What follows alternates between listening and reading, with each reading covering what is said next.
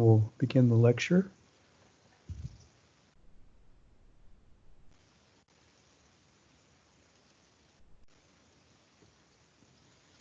So we have Ian up with Puppy Linux. Ian, are you ready to go ahead and take control?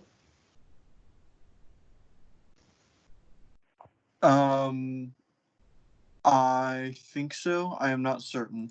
Okay, let's give it a try. Yeah, sorry.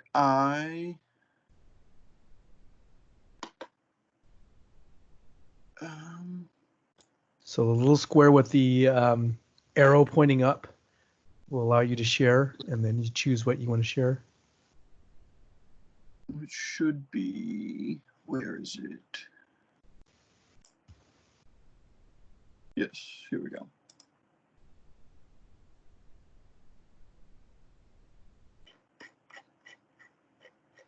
There we go. Okay. So,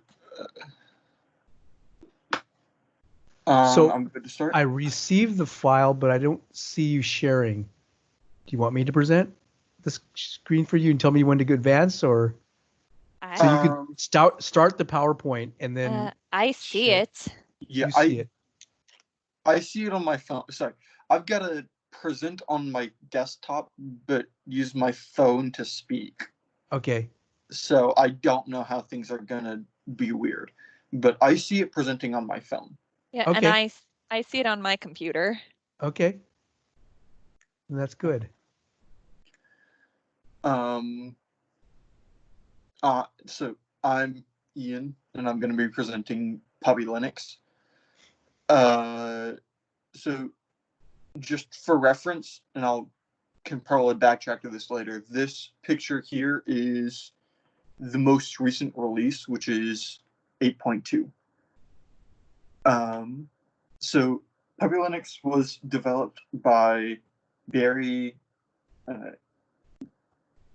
Carler, and was originally released mid-June 2003. He eventually retired from the Puppy Linux team in 2013 during the Puppy 6.x era, but since he's retired, the team has kept going and more releases have been made. Currently, as of January 1st, 2020, 8.2 is released, but the Puppy Linux website history, like they go through all the different major changes, goes only up to 6.x. So Puppy Linux is a collection of Linux distributions. It is not its own Linux distribution, and it doesn't have multiple flavors like Ubuntu. It is, as they put it, a collection of distributions. And what makes a puppy distribution is they're all built with the same set of tools, and in terms of 2 of the 3 types, they have to be approved by the Puppy Linux team or Barry. There are 3 types or breeds of Puppy Linux. They don't call them breeds, but that's a missed opportunity in my opinion. There are official breeds, which are created and maintained by the Puppy Linux team. These are generally general purpose OSs. There's wolf-built breeds, which are more specialized, but still generally general purpose, and have some modified packages. To be considered a wolf-built breed, it has to be approved by the Puppy Linux team, but they won't manage it. They won't maintain it. And then finally, there are unofficial breeds, which come from people customizing their OSs and then publishing that. So they're typically more specialized. So Puppy 0.1 was released in 2003 and was not very persistent. You could not save much data within it. It did not use Union FS, had no package manager, and you couldn't even install applications. So you were just stuck with the prepackaged applications, which were a text editor and a spreadsheet manager. I think there was one or two other things I don't remember, but it was very bare bones. It was not very much. But when 1.0 was released, there were a lot of major changes. So it was released end of March 2005, and this is when file persistence became a thing because it started using Union FS. And this introduced the two major things that Puppy is known for, which is being able to run on old hardware. This was released in 2005, and it could run on a Pentium computer with 32 megabytes of RAM.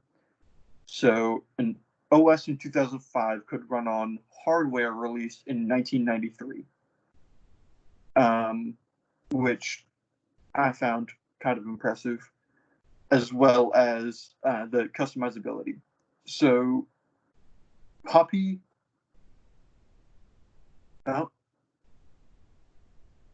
it looks like my desktop got disconnected. Maybe, I don't know.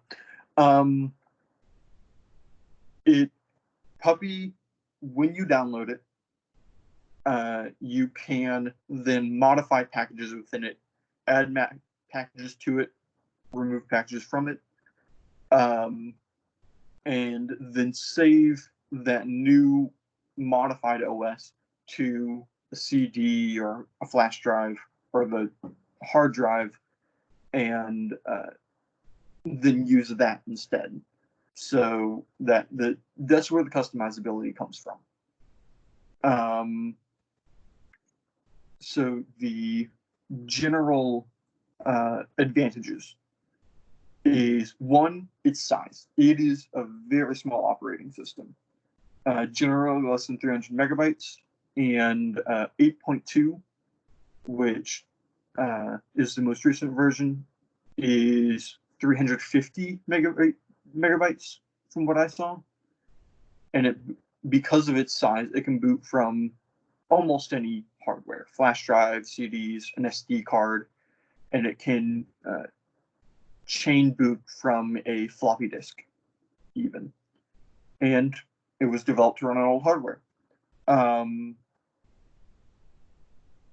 The options, as mentioned earlier, allow for a lot of customizability. And if you don't want to go through making sure all the packages are there that you want, you can find a different modified version online and use that instead, so you don't have to do all that. And yeah, the customizability, it's very easy to make new offshoots and put that out there. So because of its size, it looks relatively outdated. It does not look super clean or flashy, but that's just the way it is. It's designed to run on old hardware, and it's designed to be lightweight. That means you can't have much to it. Same with the pre-built applications. It's very sparse. And then options. I personally don't like having a ton of options. I get overwhelmed very easily, and so it's very easy to happen when you're given almost 100, couple hundred different offshoots to choose from if you're willing to look around. So it's time consuming to try to find exactly what you're looking for if you're looking for something specific. that is the end of my presentation. Are there any questions?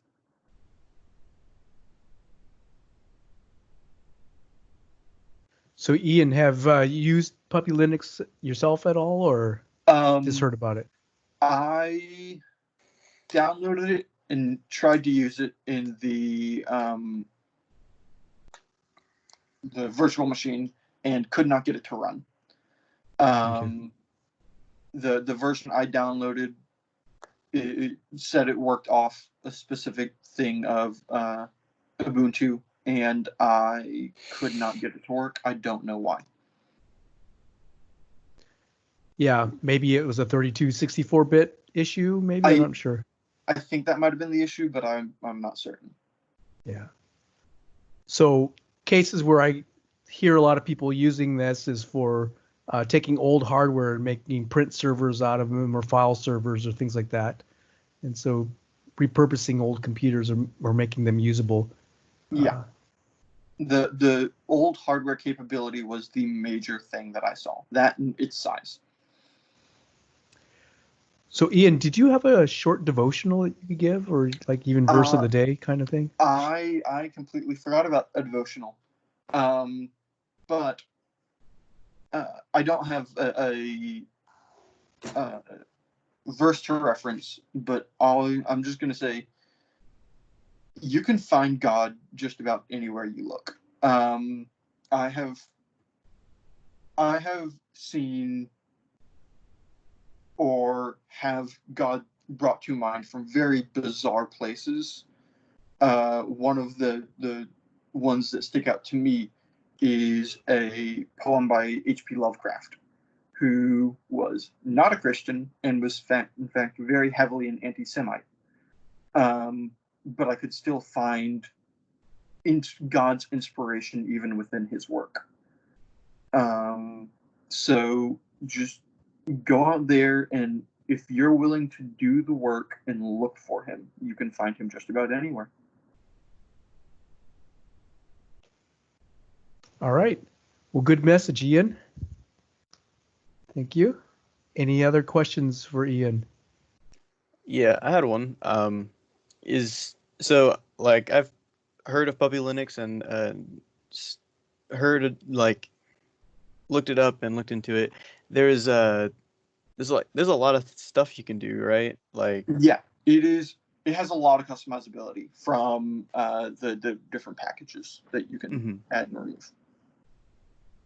Yeah, I mean, like, because I saw a lot of like editing stuff, like video editing and picture editing and playing games on it.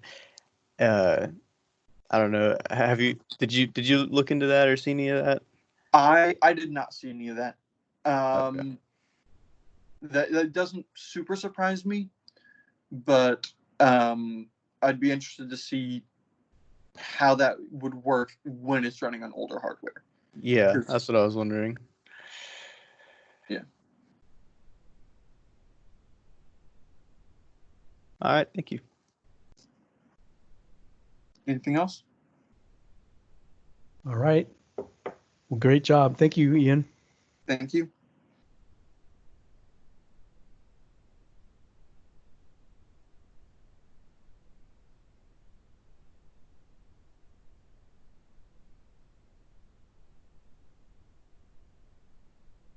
Okay, so I think I've taken control. You should see my screen. All right, and I assume I'm not muted. Yeah, okay. So next up is John Cassetta with Cubes. And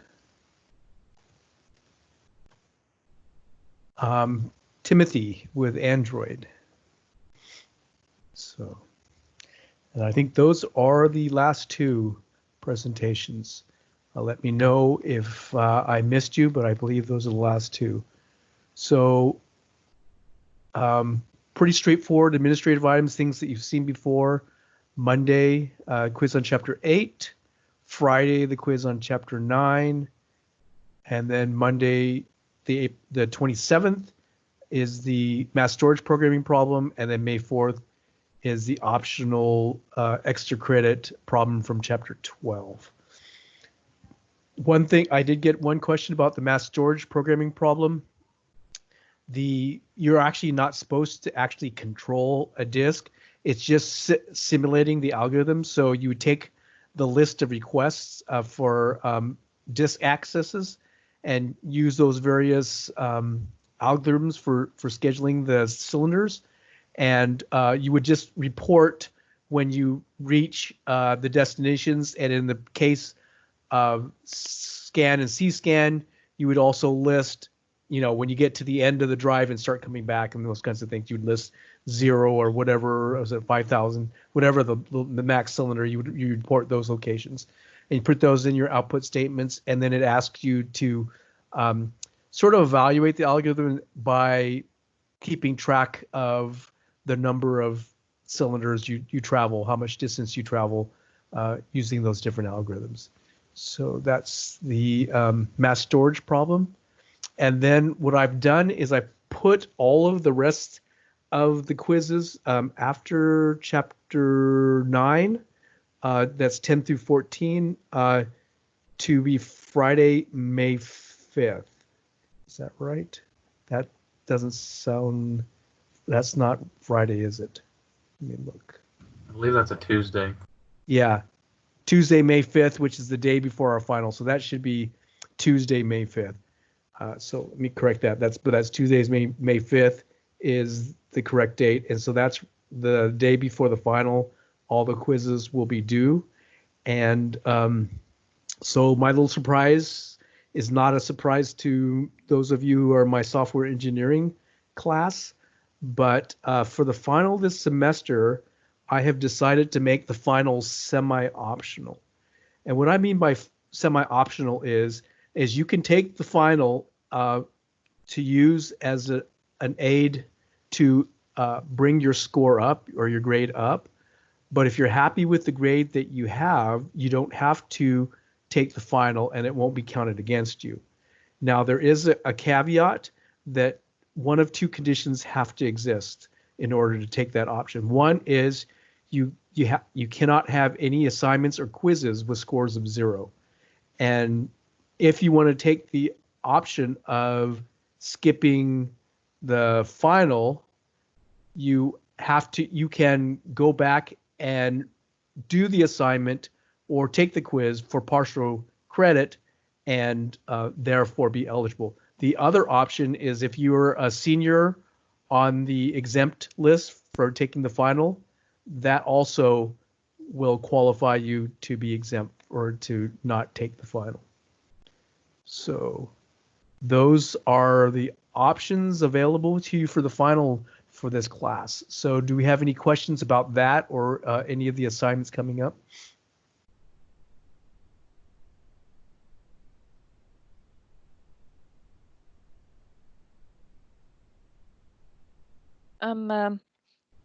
Ansel has one in the chat. Yeah, I just saw that. If you take the final and it lowers your grade, will it still be counted? Yes, it will still be counted.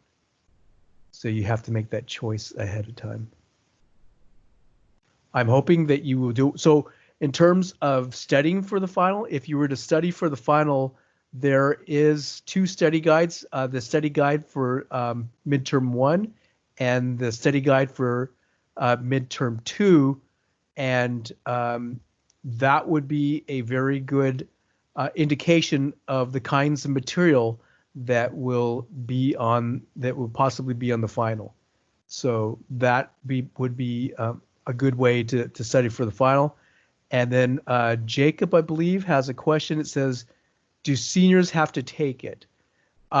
Seniors have to take it if they are not on the exempt list. And I don't know whether you actually get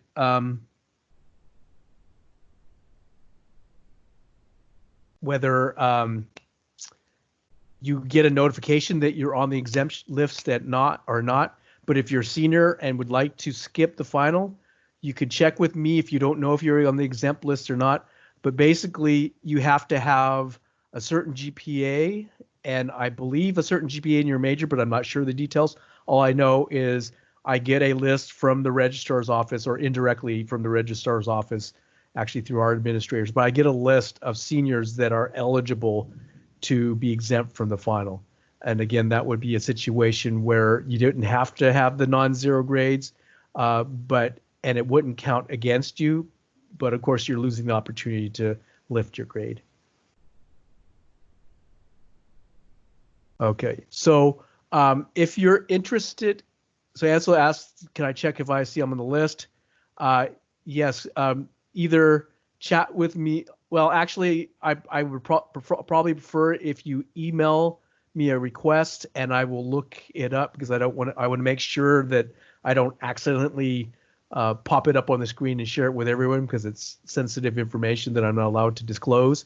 So if you can send me an email, I will respond to that email whether yes, you're on the exempt list or no, you're not. And that exempt list would qualify for all your other classes, but it is up to the professor's discretion of whether he is allowing the senior exemption.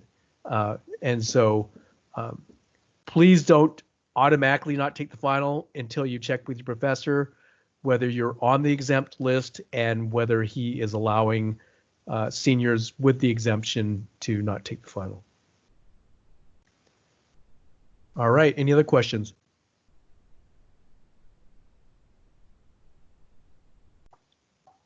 So I'm hoping that's good news for a lot of you. I think it will be for a lot of you.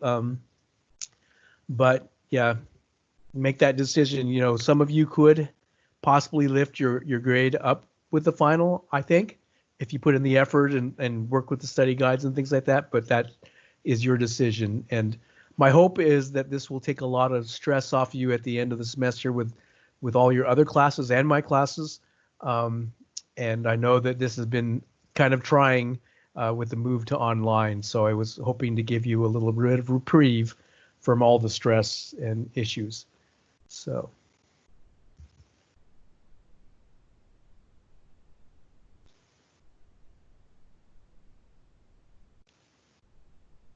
All right. So we finished off with file system interface. We went through it very, very quickly, but I think you will do well on the quiz because I just can't imagine people are not familiar with the interface that you access typical file systems with. But so yes, we will be going through the material really quickly, as there was a lot of material and we shortened by 1 week. Keep in mind that the chapter on deadlock prevention is the key thing to know from the deadlock prevention chapter is that, yes, we have academic solutions to it, but in practicality, they're not used because of performance issues and the side effects of the solutions. So that in general, it's more of an academic exercise and not really used typically in operating systems. So moving on to file system structure or the file system implementation. So we have a logical storage unit. So this is mostly related. This topic here is geared, or this discussion is geared toward storage disks. So we're talking magnetic media and probably solid state drives, but disk drives in general is what we're looking at. The file system provides the user's interface to the storage, mapping it from their logical view of files to the physical device that actually stores it.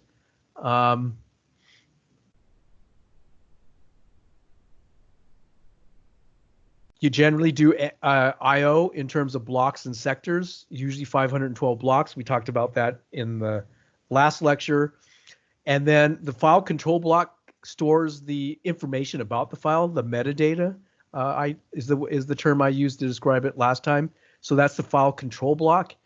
In the Linux/Unix or the Unix/Linux world, that is an inode is the term that's used in that world. but file control block and an inode are synonymous terms. The device driver is the software that controls the physical device. It actually is doing the actual I/O operations with the drive, and as you can guess, the file system is layered into different layers. So typical layering would be the application program, the logical file system, file organization module, which is handling directory structures and that kind of stuff, the basic file system, I/O control, and the devices themselves. So the device could have some types of intelligence in the controller, actual controller, that simplifies the jobs. But the layering system has to be carefully managed so that if you have too many layers or too inefficient of layers, that you can actually have a severe influence, negative influence on performance.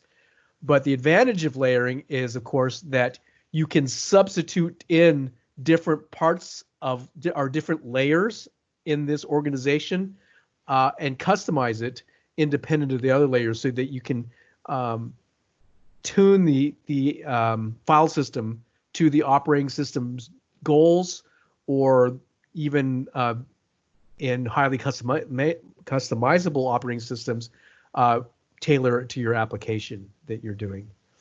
So that's sort of the trade-offs that are made in layered file systems.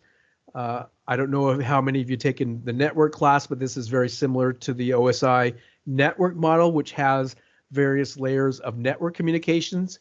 And there is a trade-off in networking as well as in the file system, that networking will often combine various layers, even though they're called out distinctly, they will be combined for efficiency purposes. So there is that trade-off between being able to swap out different modules and have it modularized and the performance. So there is those trade-offs in both of those worlds.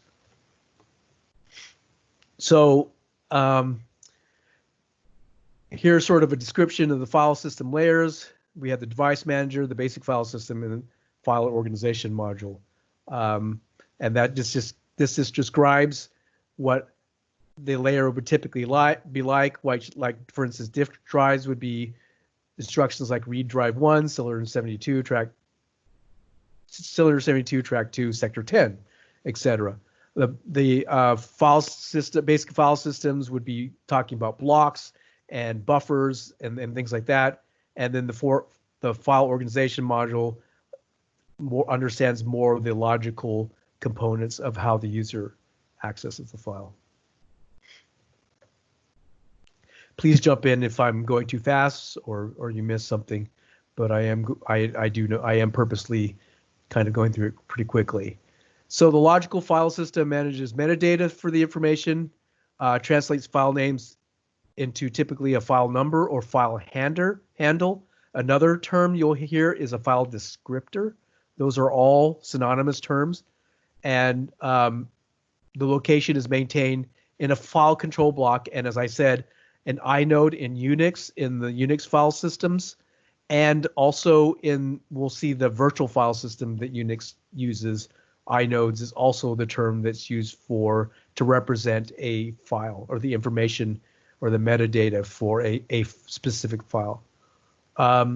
Then we have directory management, which we talked about last time, and protection, which we also talked about last time.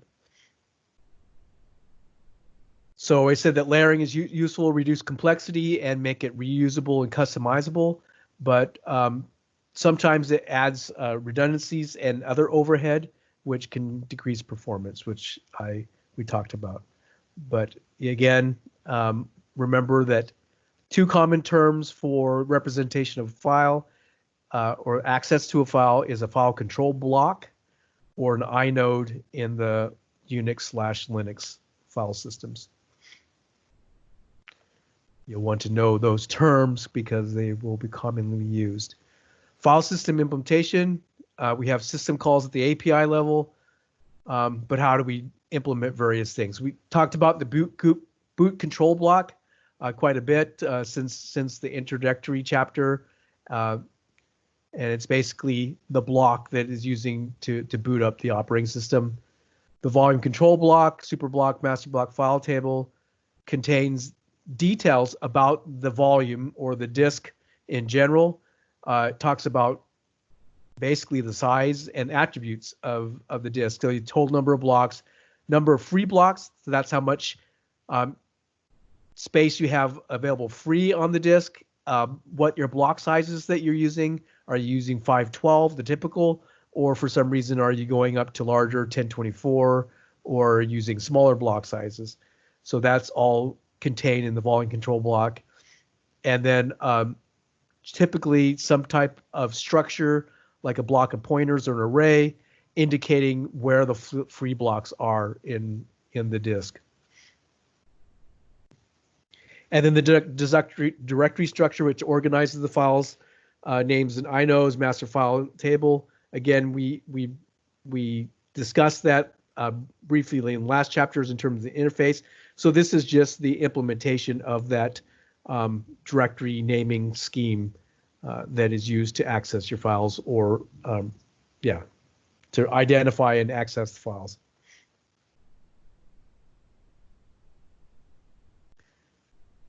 So file control block has lots of details, UID, which is the user who owns it, permission sizes and dates, and then all the housekeeping things that are associated, like when was the last time it was updated, and then a pointer to the actual contents of the file. So that's the file data blocks or pointers to file data blocks.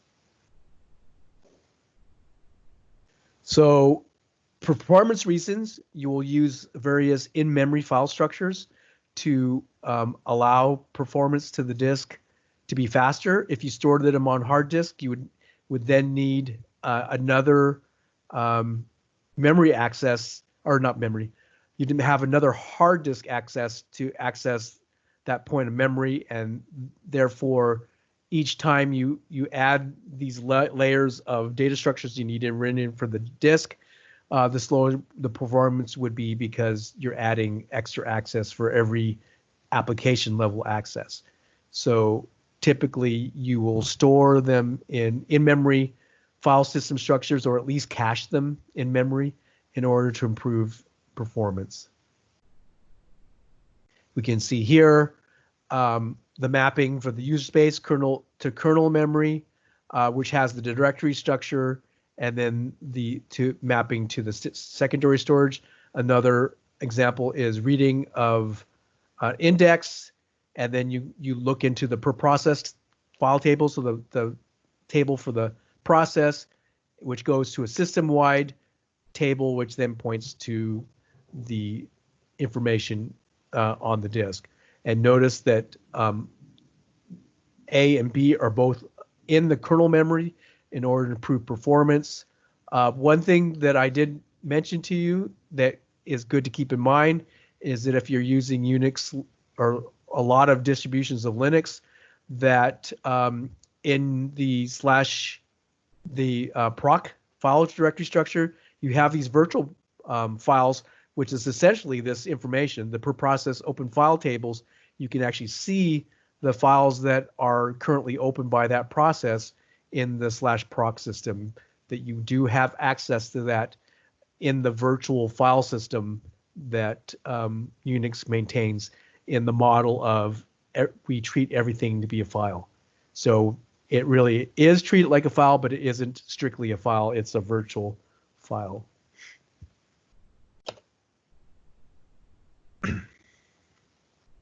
So we have partitions, so you can mount various partitions into the system. One distinction that you may hear is a cooked versus a raw partition. So a cooked one actually has a file system that manages it, whereas a raw is just a sequence of bytes with no file system.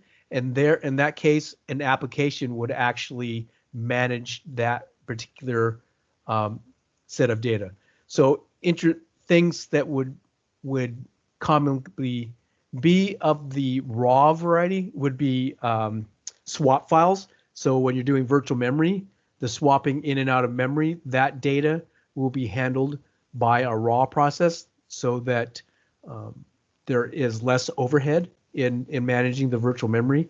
The other place that that's typically done is in database. So the database has detailed knowledge of the data and is best suited to actually do the management of the storage in that partition. So if you had a large database or a database that is critical to the application, it may be managing the actual disk storage and that on its own. We talked about the boot block, which is having a location on the disk from which the kernel can be brought up. And we also have the concept of multi-OS booting. I think a lot of you are familiar with that, being able to boot to multiple operating systems. And then the root partition is where the operating system resides, and the key operating system files are maintained. And it can be either in a file system or it could be raw. And it's mounted at boot time because you need to have the operating system load, and so that will happen at runtime, or at boot time. And partitions may be mounted automatically or manually. Again, with the multi-operating system boot system, you may have some manual process that's involved, which you'd have a switcher that will allow you to, the user interface would actually allow the user to select where they're going to boot from. Other options is configuration files. That is another way that's commonly managed, is that there's some configuration file that sets which of the partitions boots. So at mount time, will definitely do a file system consistency check. The degree of checking and how closely things are managed will depend on the system and the application. But basically looking at things, are metadata values correct? If not, we try to fix them. Are there bad sectors of disks that shows there's corruption? And if we have error correcting code, our data in the data on the disk, we can use that to try to correct the system. And then you will also typically have a instance where, especially in Linux, where periodically there will be a disk check where it goes through and goes through the whole hard disk and try to verify if everything is consistent on the drive. So again, remember, we have these two notions of a cooked system, which is it actually has a file system, or raw, where there is no file systems and the application is going to actually access the disk directly without the intervention of a file system on top. So virtual file systems is something I mentioned in context to the inode, that a virtual file system also uses this concept of an inode, and that's because the virtual file system does come from the Unix world, and that would be the Linux variants as well. And so the virtual file system is a system that is a layer on top of other file systems, so that you can do generic operations via this virtual file system API, and then independent of what actual file system you have underneath, you can still access the same files. And so this is in a heterogeneous network of computers, for instance, and you all want to share files. A virtual file system can be useful for that, so that you can access these different file systems on different computers with different operating systems or different file systems, similarly, independent of the fact that they're running these separate versions of software. And it talks about implementing vnodes, which holds inodes ultimately, to access the files. And then it dispatches the operations to the appropriate file system implementation routines, which are related to the underlying file system that the owning system, shall I say, for the drive is using to manage the files.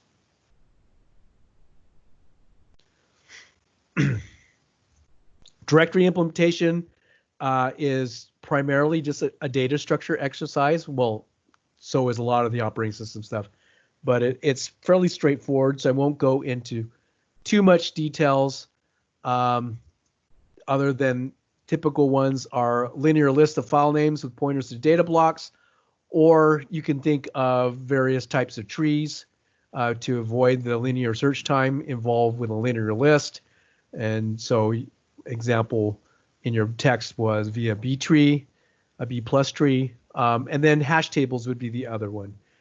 You all, I think from your data structures class, you're familiar with the pros and cons of a hash table and how a hash table works, but you can get in situations where you have a collision where two files hash to the same location, and then you have to walk down the list, generally a linked list, to resolve the collision.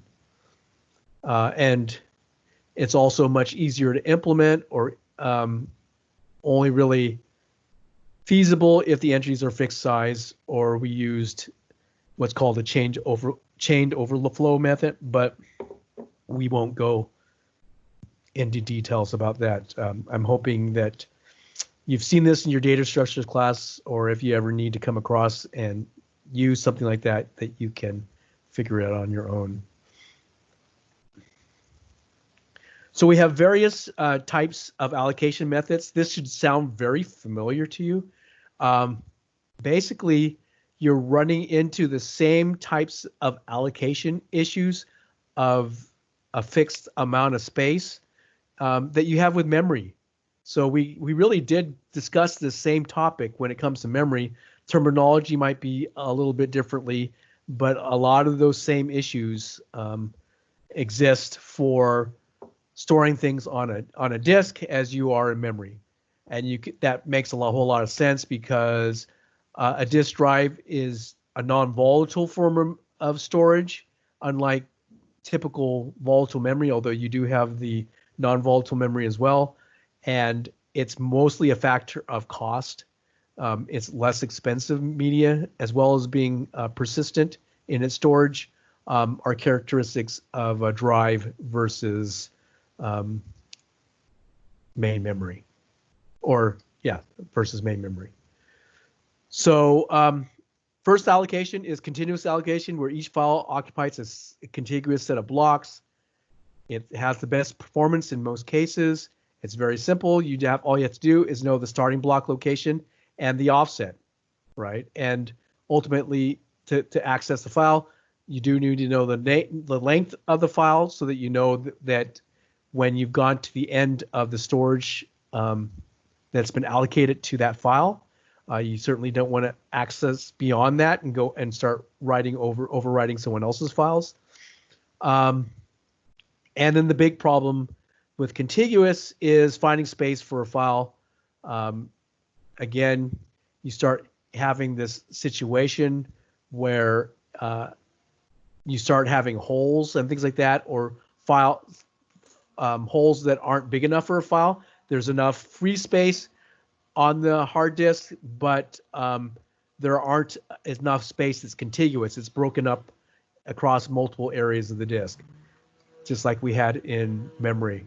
So typical solutions is defragging the disk, compacting it, doing it offline or in free time, anytime there's some downtime, doing disk defragmentation. I think a lot of you have probably seen that in the Windows world, running a defrag tool on your disk to compact the data so that your system is more efficient. So I did miss something here. The other problem, besides having the holes and the fragmentation issue, is actually knowing in advance what your file size is, because typically we don't necessarily, the application programmer and certainly the operating system doesn't know how big the file will be beforehand. It's only after the fact that we generally know, or sometimes know, how big the file will get. So this is a problem if you have to allocate the space ahead of time up front. That means you have to have that knowledge, and sometimes that's hard to know.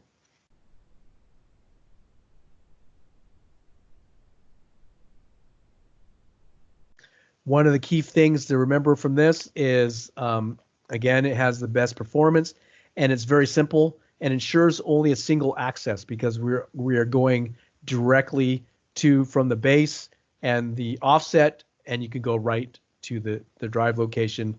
There isn't any extra references that need to be used in order to access the location on disk.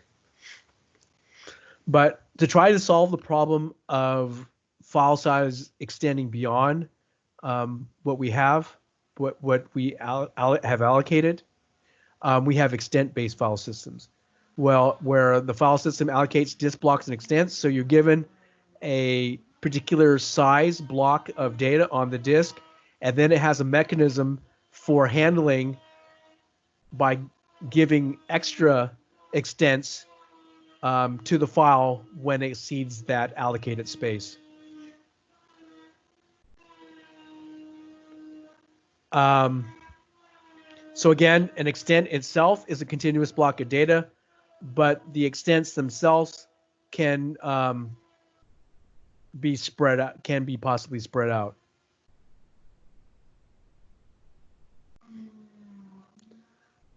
Other methods is a linked system. So here we have the option of having a link to the first block, and then from that link, a link to the next block. Has the advantage is there's no external fragmentation. Also on there, you see the bullet point that the end of the file, which says there is no more blocks that we need to access, is signified by a nil pointer. And so one of the problems with this, as you can see, is that you're now taking a lot of the space away from strictly the data in storing the links to the next block.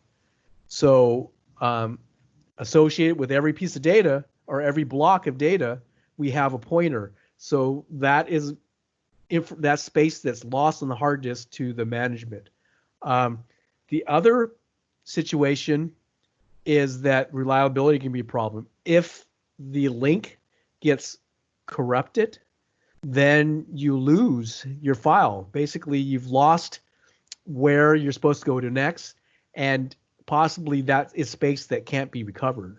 So it can be a reliability problems in that you have to be able to protect the integrity of the links. Things that can be done with the linked method to improve it is you actually cluster blocks together so basically it becomes sequential at that point for a cluster of blocks, and so that you put these blocks together and keep them as closely as contiguous as possible, and only then have a link pointer to the situation where you've exceeded your allocated area of contiguous space. So yeah, that takes us to the end. We will look at a file allocation table variant, which is the FAT system. Those of you with MS-DOS and in the Windows world will recognize FAT as a term. But are there any questions about what we went through at rocket speed, or about any of the class information?